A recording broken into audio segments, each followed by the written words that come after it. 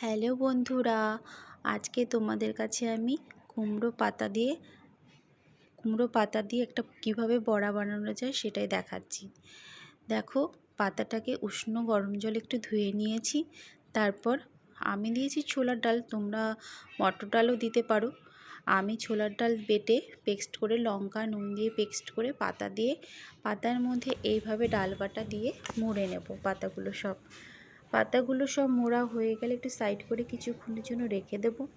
তারপর কড়াইতে তেল গরম হয়ে গেলে তারপর এগুলো ভেজে নিতে হবে। যাই হোক, আমার সব পাতাগুলো বটা হয়ে গেছে। তারপর কড়াইতে তেল দিয়ে দিয়েছি, তেল দিয়ে দেখো ভেজে নিচ্ছি। এক পিঠ হয়ে গেছে, উল্টে নিয়েছি, এবার তুলে নিলাম। তারপর দেখো ভাজাগুলো রেডি হয়ে গেছে। কেমন হয়েছে বন্ধুরা অবশ্যই জানাবে। তোমরা সুস্থ থেকো, ভালো থেকো, অনেক অনেক ভালোবাসা রইলো। Tata, bye bye.